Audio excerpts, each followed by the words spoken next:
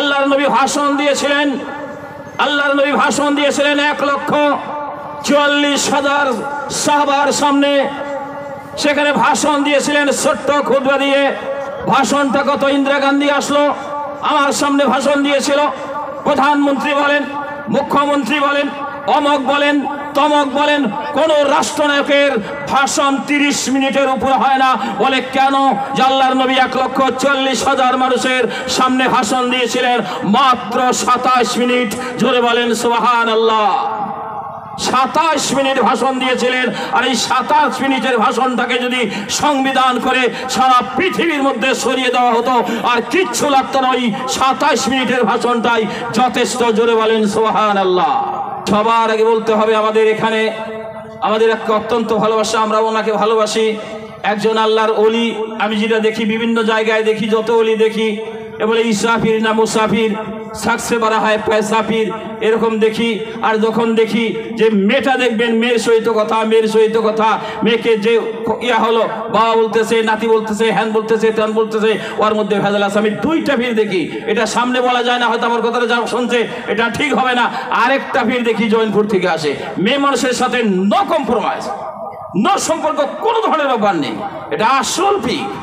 আল্লাহর নবী এতে কাফে বসেছেন রাত্রে। জয়নব আল্লাহর নবীর সহিত কথা বলতে গেছে। আমরা তো জানি না 11টা স্ত্রী, তার মধ্যে জয়নব যে পুত্রবধূকে বিবাহ করেছিলেন। জয়নব পৃথিবীর জমিনে কোনো কাজে নয়, বিবাহ পড়িয়ে দিলেন মহান আল্লাহ তবারক তাআলা।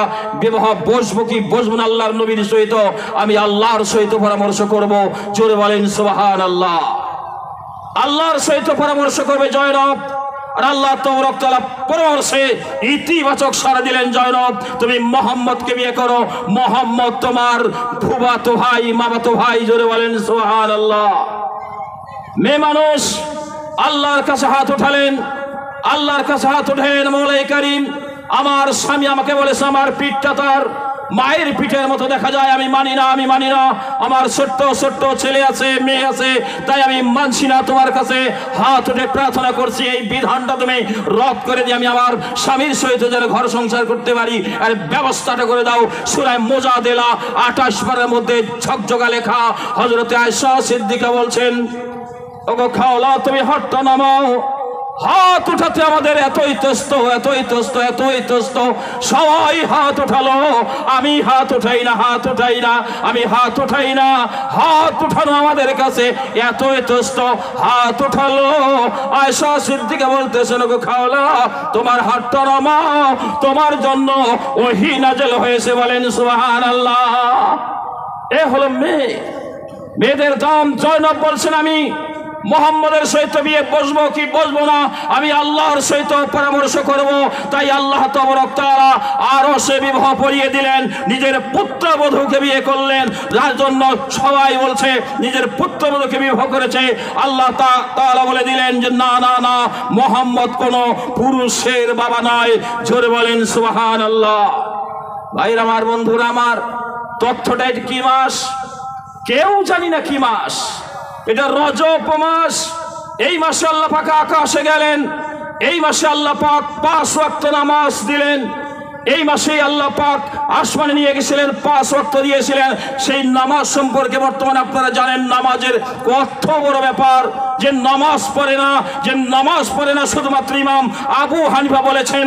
আবু হানিফা একটু নরম রূপ আপনায়া একটু হালকা ভাবে বলেছেন। আর সমস্ত ইমাম, যত ইমাম আছে সবাই বলছে যে নামাজ পড়বে ইচ্ছাকৃতভাবে। ফাকতুলহু, মার ডালাউসে, মার ডালাউসে, মার ডালাউসে, হত্যা তাকে করে দাও। আর ইমাম আহমদ বিন হাম্বল সেখানে বলছে না, হত্যা করাই হবে না, তাকে জানাজা দেওয়া যাবে না, জানাজা দেওয়া যাবে না, তাকে মুসলমানের কবরস্থানে তাকে দাফন করা যাবে না। মুসা আলাইহিস সালামের জামানায় একজন মহিলা জেনা করেছে, জেনার জন্য যা হওয়ার তাই হয়েছে, সন্তান হয়েছে। কে হবে তার বাবা? কে হবে তার পরিচয়? যারক সন্তান, সন্তানটা হয়েছে, হওয়ার পর সেই সন্তানটাকে হত্যা করে দিয়েছে। মুসার কাছে বলতেছেন হুজুর, আমার সাথে কি কেউ গুনাহগার আছে? বলে কি, আমি জিনা করেছি, জিনার জন্য আমার সন্তান হয়েছে, সেই সন্তানের বাবা হবে না, যার জন্য কি পরিচয় মানুষ হবে, তাকে আমি হত্যা করেছি। মুসা আলাইহিস সালাম বললেন, না না না, আমার নজরে তোমার সাথে বেশি অপরাধী কেউ নয়, কেউ নয়। আল্লাহ পাক জিবরাইল আলাইহিস সালামকে বললেন, ওগো মুসা, কেন এই কথাটা বললে? কেন তুমি এই কথাটা বললে? না না না, সুন্দর করে যখন আজান হলো, সুস্থ সবল একজন মানুষ আজান হওয়ার পর যখন মসজিদে গেল না, নামাজ পড়ল না, এই মহিলাটার চাইতে ও বেশি অপরাধী। বলেন নাউজুবিল্লাহ, বেশি অপরাধী। আপনারা জানেন, আমরা জানি, স্পষ্ট জানি, আমরা 3 বছর রোজা রেখেছি, 3টা মাস আমরা রোয়া গেড়েছি, 3 মাস আমরা খন্দ সেরেছি। সেটা কি হলো এখন? না পুরুষের কোনো কাজ আছে, না মহিলাদের কোনো কাজ আছে, সমস্ত কাম মিশিয়ে এত আরাম, এত আরাম, এত আরাম মানুষের মধ্যে। আমি কেন বলছি যে আমরা 2 রাকাত 4 রাকাত নামাজ পড়ি জোহরের, 2 রাকাত একটা লম্বা সূরা পড়ি, 2 রাকাত লম্বা সূরা পড়ি, আর দ্বিতীয় রাকাতে আমরা হালকা কেন পড়ি? বলি কেন 2 রাকাতে আমরা সূরা মিলাই, 2 রাকাতে সূরা আমরা মিলাই না কেন? ওইটা সময়টা যে বেঁচে যায়, এই সময়টা তোমরা মা বাবার খেদমত করো, তাহলে আল্লাহ পাক আমাদের জন্য এত কিছু করে দিলেন, এত কিছু করে দিলেন। মা বোনের আপনারা শুনুন, আপনারা জানেন না, যারা নতুন বৌজি আছে আপনারা জানেন না, আপনার শাশুড়িকে জিজ্ঞাসা করুন, আপনার নানিকে জিজ্ঞাসা করুন, আপনার ভাত দাদিকে জিজ্ঞাসা করুন, 1 মণ করে ধান দেওয়া হতো, সেটাও জানি মানুষ উরঙ্গান দিয়ে ইয়া করতো। আর আমাদের ভাটিয়া মানুষ এটা হলে এর চাইতে বড় মেহনত আমি দেখি নাই, এর চাইতে বড় মেহনত আমি নাই, সেটা নাই, কিচ্ছু মেহনত নাই। কিন্তু সেই মেহনতটা যে তোমাদের হচ্ছে, নামাজটা তোমরা কেন পড়ো না? নামাজটা তোমরা কেন পড়ো না? শুধু মহিলা নয়, পুরুষ আমরাও নামাজটা কেন পড়ি না? দুঃখ লাগে এটাই, আল্লাহর নবী হুজুরে করিম সাল্লাল্লাহু আলাইহি সাল্লাম বলেছেন, মান তারাকা সালাতা মুতাআম্মিদান ফাকাদ কাফারা, যে ইচ্ছাকৃতভাবে নামাজকে ছেড়ে দিল, কুফরি করলো, তার মানে প্রায় কাফের হয়ে গেল। অন্য 3 ইমাম বলছে কাফের হয়ে গেল। ইমাম আবু হানিফা বলছে ওকে জেলখানায় ফেলে দাও, নামাজ পড়বে না 10টা বেদ, নামাজ পড়বে না 10টা বেদ, নামাজ পড়বে না 10টা বেদ। দেখবেন দেখা যাবে ফজরের সময় বলে দোষ যত নন্দ ঘোষ বলে জলসা হয়, ফজর পড়ে না। আগামীকাল কিন্তু হাউসফুল হবে। আজকে জলসা হচ্ছে, ফজর নামাজ হবে না, সব ফেরেই পেশাল, সব ফেরে বলে এই পেশাল জলসা করে, ফজর নামাজ হয় না। যেদিন জলসা হয় না সেদিন হাউসফুল। পাগল ছাগলের মতন কথাগুলো। পৃথিবীর মধ্যে যথেষ্ট পাগল ছাগল আছে পৃথিবীর জমিনে। এ বলে জাল হাদিস। আমাকে বলুক তো দেখি জাল হাদিস কাকে বলে? কোন মায়ের বেটা আছে আমাকে বলুক তো দেখি জাল হাদিস কাকে বলে? সাব্যস্ত করে দেখে জাল হাদিস। পাগলের মতো বলছি ভণ্ড নবী। আরে জ্বালা, নবী আবার ভণ্ড হতে পারে নাকি? আবার ভণ্ড আবার নবী হতে পারে নাকি? পৃথিবীর জমিনে বলে ভণ্ড নবী, এ বলে জাল। আরে বাবা, তুমি যদি আল্লাহর নবীর সহিত গাতায় যদি কাম করেছো, এটা নয় এটা হয়, এটা নয় এটা হয়, তাহলে বলে এটা হাদিসই নয়। তুমি বলবা হাদিস, আবার বলে জাল। এটি কেমন ধরে কথা বলতে? আল্লাহর নবী মাঝে মাঝে জাল বলছে নাকি? দুঃখ লাগে এটাই। আল্লাহর নবীর জামানায় মুসাইলাতুল কাজ্জাব নিজে স্পষ্ট বললো আমি নবী, আর সেটাকে যে আমি ভণ্ড নবী বলেন তাহলে কি? ও তো ভণ্ড, ও কাজ্জাব, ও মিশরিয়া, ও বেঈমান। এটা বলুন, বলে ভণ্ড আবার বলে নবী। মাথা একটু খেয়াল করে দেখুন ভাইয়ের আমার, বন্ধুরা আমার, আপনাদেরকে আপিল, নামাজটা সারা কোনো বুদ্ধি নয়। বলছি কালেমা পড়ল লা ইলাহা ইল্লাল্লাহ মুহাম্মাদুর রাসূলুল্লাহ, নাই কোনো মাবুদ আল্লাহ ছাড়া, মুহাম্মদ আল্লাহ রাসূল হয়ে গেল। রোজা কিচ্ছু আপনি বললেন না। তথ্যটা শুনুন, আল্লাহর নবীর জীবনে এই বছরে রোজার তাৎপর্য রয়েছে। আল্লাহর নবী যখন 2 হিজরিতে, যখন আল্লাহর নবীর উপর 2 হিজরিতে শাবান মাসে যখন রোজা ফরজ হয়ে গেল, আল্লাহর নবীর জীবনের প্রথম রোজাটা ছিল ফাগুন মাস। ফাগুন মাস, ফাগুন মাস, আর এবছর হবে 28 ফাগুন। জোরে বলেন সুবহানাল্লাহ। তাৎপর্যটা বেশি। আল্লাহর নবী প্রথম জীবনের প্রথম রোজাটা রেখেছিলেন বুধবার, প্রথম তারাবিটা পড়েছিলেন বুধবার, প্রথম সাহরিটা খেয়েছিলেন বুধবার। সেহরি বলবেন না, সাহারি বলবেন। আর প্রথম ইফতারির আয়োজনটা হয়েছিল বুধবার, আর ওই বৎসর ছিল 30 রমজান। 30 রমজান ছিল, তাহলে বুধবারে যখন রোজা হয়ে গেল, শুক্রবার ছিল আল্লাহর নবীর জন্য ঈদের নামাজ। বলেন সুবহানাল্লাহ। এই রজনীতে আল্লাহর নবী আকাশে গেলেন, আকাশে দেখলেন যে মহিলা মানুষ বেশি জাহান্নামী, বেশি জাহান্নামী, বেশি জাহান্নামী। না না না, সেই দেখেছিল এখন যে মহিলা মানুষ বেশি জাহান্নামী হবে তা নয়, তা নয়। তার কারণ সেখান থেকে আসার পর আল্লাহর নবী ঈদুল ফিতরের নামাজ পড়ে যখন মহিলাদের দিকে লক্ষ্য করে যখন বলছিল আমি তোমাদেরকে জাহান্নামে বেশি দেখেছি, আল্লাহর নবীর সৈত্য একজন সাহাবা থাকতো, হযরতে বেলাল, নাম ছিল বেলাল। পাল্লের গোয়ার মতন, পাল্লার মতন কালো, এত কালো, এত কালো। কিন্তু কালো হলে কি হবে, তার অন্তর ছিল অত্যন্ত ভালো। লা ইয়ানফাউ মালু ওয়ালা বানুনা ইল্লা মান আতাল্লাহ বিকলবিন সালিম। তার কলবটা ছিল অত্যন্ত সুন্দর। সেই হযরত বেলাল রাদিয়াল্লাহু তাআলা আনহু ঠিক এরকম চাদর, এরকম রুমাল ধরলেন, মহিলা মানুষ দান করলেন, দান করলেন টাকা পয়সা, সোনার টাকা দান করলেন, যাকে দিনহার বলা হয়, যাকে দিরহাম বলা হয়, কানের ফুল, নাকের দুল, হাতের কাঙ্গন, সব কিছু দান করলেন। যার জন্য সামনে যে মহিলা মানুষ বেশি জাহান্নামী হবে এটা আমি মানছি না, এটা মানতে পারি না। বলে কেন? আল্লাহর নবী বললেন তোমরা 2টা কারণে জাহান্নামে বেশি যাবে। মা বোনেরা, আমি আপনাদেরকে দেখছি না, আমি আপনাদেরকে দেখছি না, কিন্তু আপনারা আমাকে দেখছেন। আমি আপনাদেরকে অনুরোধ করব 2টা কারণে আপনারা জাহান্নামী। সেটা হলো বলে কি, আপনারা স্বামীর সহিত অকৃতজ্ঞ। 5 বছর বিয়ে করেছে, একটা খরচ দিয়েছেন, হালা করতে গেছে, কিন্তু বেচারা আনতে পারে নাই, মনটা খারাপ। আপনি বলে দেন কি যে 5 বছর হয় বিয়ে হয়েছে, কোন জিনিসটাই বা তোমার কাছে চাওয়া মাত্র পেয়েছি, সব কিছু ডিলিট করে দিলেন, আপনার স্বামীর মনটা ভেঙে দিলেন, জান্নাত ভেঙে গেল। দয়া করে এটা বলবেন না, শাপ দিবেন না, অভিশাপ দিবেন না, স্বামীকে অভিশাপ দিবেন না। স্বামীর নাম ধরে বলতে পারেন, জীবনে নাম বলবে না, জীবনে নাম বলবে না, কিন্তু শাপ দেওয়ার বেলায় অসুস্থ। স্বামী যদি আপনার উপর অসন্তুষ্ট, স্বামী যদি আপনার উপর অসন্তুষ্ট, আপনার নামাজ রোজা জিকির রাজগার হজ যাকাত তাসবিহ তাহলিল আল্লাহ বিল্লাহ কিচ্ছু কবুল হবে না, যতক্ষণ না পর্যন্ত আপনার স্বামীর কাছে আপনি আপনার স্বামীর পাটা জড়িয়ে ধরেন, বলুন যতক্ষণ না পর্যন্ত আপনি মাফ না করবেন আমি ছাড়ছি না। যার জন্য স্বামীর কাছে নত স্বীকার করুন, নত স্বীকার করুন। যত নত স্বীকার করবেন স্বামীর কাছে, অত আল্লাহর কাছে ভালো হবেন, অত আল্লাহর কাছে ভালো হবেন। কিন্তু স্ত্রী, আমরা স্বামী আছি, আমরা গাছে যেন আমরা চড়ি না। পৃথিবীর জমিনে স্বাভাবিক যারা হেডমাস্টার থাকে তার একটা সার্টিফিকেট দেয়, বলে কারে যখন 3 বছর 4 বছর 5 বছর ছেলেটা যখন কোনো স্কুলে লেখাপড়া করে যখন চলে যায় তাকে একটা সার্টিফিকেট দেওয়া হয়। সেই সার্টিফিকেটের মধ্যে যদি বলা হয় ক্যারেক্টারটা ভালো ছিল, চরিত্রটা ভালো ছিল, ভালো, আর যদি বলে ব্যাট খারাপ ছিল তাহলে মুশকিল।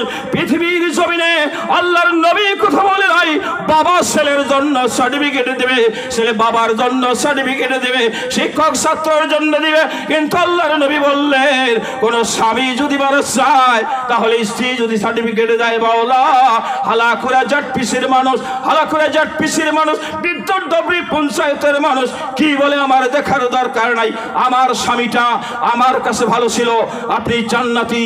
আর স্ত্রী যদি মারা যায়, আমি স্বামীর গ্যারান্টি যদি হয় আমার কাছে আমার স্ত্রীটা ভালো ছিল, আপনার স্ত্রী জান্নাতি। জোরে বলেন সুবহানাল্লাহ। যার জন্য মা এবং বোনেরা তোমরা মনে রেখো, 18-এর নিচে কোন মেয়ের বিয়ে নয়, 21-এর নিচে কোন ছেলের বিয়ে নয়। আর যখন 18 বছর বয়স তোমার হয়ে গেল, সুন্দর করে দিগলটারি থেকে একটা ছেলে তোমার জন্য 50 জন বরযাত্রী নিয়ে তোমার বাড়িতে বালাডোবা যখন এসে গেল, কাজী সাহেব যখন বিয়েটা পরিয়ে দিয়েছে, তোমার পালকিটা উঠবে বালাডোবার জমিনে।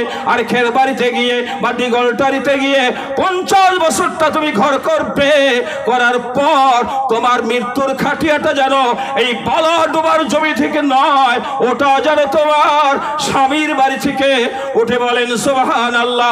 তোমার স্বামী যদি মারা চায়, তুমি প্রাণ ভরে দেখো, জায়েজ আছে, তুমি টাচ করবা জায়েজ আছে, তুমি গোসল দিবা জায়েজ আছে, তুমি কাফন করবা জায়েজ আছে, খাটিয়ায় রেখে দেওয়া যায় আছে, কিন্তু খাটিয়াটা বহন করতে পাবে না, তাকে তুমি দাফন করতে পাবে না, কিন্তু দূর থেকে তার জন্য তুমি জিয়ারত করবে। আমাকে বলল সেদিন আমি শামেশ্বর স্ত্রীকে যখন করলাম, তখন বোনটা, 4টা বোনকে বললাম, পুত্রবধূকে বললাম, ছেলেদেরকে বললাম যে তোমরা তোমার বাবার লাশটাকে জিয়ারত করতে পারবে, কোনো অসুবিধা নাই। আর পুরুষ মানুষ সপ্তাহের মধ্যে অন্তত একটা দিন, সপ্তাহের মধ্যে একটা দিন কবর জিয়ারত করা জায়েজ। কেন? কবর জিয়ারত করা হলো নবীর সুন্নাত। মুনতাকিব হাদিসে ঝকঝকে লেখা সহিহের মধ্যে কি কথা, 107,500 সাহাবা থেকে হাদিস রয়েছে, তার মধ্যে 761টা সাহাবার হাদিস হলো বুখারী শরীফের মধ্যে, মুসলিম শরীফ হলো প্রথম র্যাঙ্কে হলো বুখারী শরীফ, তারপরে মুসলিম শরীফের মধ্যে ঝকঝকে লেখা। আয়েশা সিদ্দিকা বলতেছেন আমার বাড়িতে আল্লাহর নবী 2 রাত করে থাকতো, প্রত্যেকের স্ত্রীর ঘরে আল্লাহর নবী 1 রাত করে থাকতো, কিন্তু আমার ঘরে আল্লাহর নবী 2 রাত থাকতো। বলে কেন? আল্লাহর নবী 2 নাম্বার স্ত্রীটাকে বিয়ে করলেন, নাম ছিল সওদা, আর সওদার বয়স তখন 50, আল্লাহর নবীর বয়স 50, সওদার বয়স 50, আল্লাহর নবীর বয়স 50। সওদা তখন বলছিল হুজুর আয়েশা আছে 9 বছরের, আয়েশা আপনি হলেন 40 বছরের, আমার ঘরে আপনাকে থাকতে হবে না, আমার যৌবন বলতে কিছু নেই, আমার ঘরে যে থাকবেন ওটা আমি আয়েশাকে দিলাম। যার জন্য রবিবার সোমবার আল্লাহর নবী আয়েশার ঘরে থাকতেন। আয়েশা সিদ্দিকা বলেন সব জগা লেখা, এমন একটা রজনী যায় নাই, আল্লাহর নবী জান্নাতুল বাকিতে জিয়ারত করতে যায় নাই। আব্দুর রাজ্জাক বিন ইউসুফ বলতেছে 40টার মতো হাদিস আছে, তোমাদের কথাই বলছি, 40টার মতো হাদিস আছে। হাত তুলে দোয়া করা, সূরা বলেন সুবহানাল্লাহ। যার জন্য এখন আমি আপনাদেরকে বলবো যে আমরা সেই নামাজটা আমরা পড়ি, সেই নামাজ পড়ার জন্য ক্যাশ আমাদের নেই। সুন্দর করে রোজাটা রাখেন, কিচ্ছু যদি না বললেন আপনার রোজাটা হয়ে যাবে। আপনি যাকাত দেন, কিচ্ছু যদি না বললেন কোনো দোয়া, আপনার এটা হয়ে যাবে। আল্লাহর নবী বলেছেন বোঝা যায়, হজ করতে গেলেন, কোনো কিছু আরফাতে গেলেন, আপনার হজ হয়ে গেল, তওয়াফে জিয়ারত আপনার হজ হয়ে গেল, ইহরাম পড়লেন আপনার হজ হয়ে গেল, রবি জুমার করলেন, সাই করলেন, হলক করলেন, মুজদালিফায় রাত থাকলেন, ইত্যাদি আপনার হজ হয়ে গেল। কিন্তু দোয়ার কোনো দরকার নেই। দোয়ার দরকার, কলেমার দরকার, সূরার দরকার, সূরা ফাতিহার দরকার হলো নামাজের মধ্যে। নামাজ হলো এমন একটা ইবাদত, কাল কিয়ামতের মাঠে সবার আগে তার বিচারটা হবে, সবার আগে তাকে প্রশ্ন করা হবে। যার জন্য লাস্টের কথা, যারা যুবক ভাই তোমরা যারা আছো, কাল কিয়ামতের মাঠে তোমরা 4টা প্রশ্নের জবাব না দিয়ে যেতে পারবে না। তোমাকে 70 বছরের জীবন দেওয়া হয়েছিল, কি করেছো? বিশেষ করে তোমাকে 40 বছরের যৌবন দেওয়া হয়েছিল, তুমি কি করেছো? বিশেষ করে 3 নম্বরটা, তুমি রোজগার করেছো, সেই রোজগারটা তুমি কিভাবে করেছো, কিভাবে তুমি খরচ করেছো। যার জন্য আমি বেশি এই কথাটা বলি, বাম হাত দিয়ে পানি পান করা যাবে না, হাতের উপর কাপড় তোলা যাবে না, গলায় মালা দেওয়া যাবে না, ডান হাতে বালা দেওয়া যাবে না, সুতাইয়া করা যাবে না। মানুষকে বলতে হয় কেন? আল্লাহর নবী বলেছেন তোমাকে যেটা শিক্ষা দেওয়া হয়েছিল সেটা তুমি মানুষকে বলেছো না বলনি? আল্লাহর নবী হুজুরে করিম সাল্লাল্লাহু আলাইহি ওয়াসাল্লাম 1,44,000 মানুষের সামনে বলেছিল সাহাবাগণ আমার যেটা দায়িত্ব আমি তোমাদেরকে পৌঁছে দিয়েছি। সবাই হাত তুলে বলেছিল তোমার হুজুর আপনি পৌঁছে দিয়েছেন। আল্লাহর নবী 2টি হাত উত্তোলন করে আল্লাহকে বলছেন ওগো মাওলা তুমি এর সাক্ষী থেকে বলেন সুবহানাল্লাহ। লাস্ট একটা কথা বলবো, আমরা ঠেলাঠেলি যেন করি না, আমরা আরেকজনকে ভালো বলবো, রাইসুল মুফাসসিরিন, হাদিসের ব্যারিস্টার, হাদিসের সম্রাট যাকে বলা হয় আব্দুল্লাহ বিন মুবারক, ইমাম আবু হানিফা যেদিন মারা যায় আমরা নিজেকে বড় বলি না, আরেকজনকে বড় বলেন। ইমাম আবু হানিফা যখন মারা যায় কবর জিয়ারত তো করাই যায় না, ওর কবর জিয়ারতে আসলেন আব্দুল্লাহ বিন মুবারক, এসে বলতেছেন কেঁদে বলতেছেন যদি ইব্রাহিম নাখবি যখন মারা গেল আপনার জায়গায় তার জায়গায় হাম্মাদকে রেখে গেল, হাম্মাদ যখন মারা গেল হাম্মাদের জায়গায় আপনাকে রেখে গেল, আর আপনি যখন মারা গেলেন আপনার জায়গায় আপনি কাকে রেখে গেলেন? বলেন সুবহানাল্লাহ। আব্দুল্লাহ বিন মুবারকের মতো মানুষ বলছে যে আবু হানিফা আপনি যখন মারা গেলেন আপনার জায়গায় কে থাকলো? তার মানে আব্দুল্লাহ বিন ইমাম আবু হানিফা মারা গেলে ওনার জায়গার খালি জায়গাটা পূরণ করার মতন পৃথিবীতে কোনো আলিম ছিল না, আলিম ছিল না, আলিম ছিল না। জোরে বলেন সুবহানাল্লাহ। 1 মিনিট সময় লাগবে সভাপতি সাহেব, 1 মিনিট। আপনি ধুবড়িতে যাচ্ছেন, ইমাম আবু হানিফা বলেছেন আপনি ধুবড়িতে যাচ্ছেন, এটাই হলো ইমাম আবু হানিফার আকীদা। আপনি যাচ্ছেন, একটা মেয়ে একটা সিটে থেকে উঠেছে, একটা যুবতী মেয়ে একটা আসন থেকে উঠেছে, সিটে থেকে উঠেছে, সাথে সাথে ওই সিটে আপনি বসতে পারেন না যতক্ষণ না পর্যন্ত ওই জায়গাটা গরম থাকবে। আপনি যখন গরমটা পাবেন আপনার ভিতরে খটকা লেগে যায়, এর নাম হলো ইমাম আবু হানিফা। 10 মিনিট পর যখন গরমটা নিভে যাবে তখন আপনি সেখানে দাঁড়াবেন। এই পর্যন্ত বলেই আমার নির্ধারিত সময় হয়তো একটু আকপাস হয়েছে, শেষ করছি। আখির দাওয়ানা আলহামদুলিল্লাহি রাব্বিল আলামিন। আসসালামু আলাইকুম ওয়া রাহমাতুল্লাহি ওয়া বারাকাতুহু।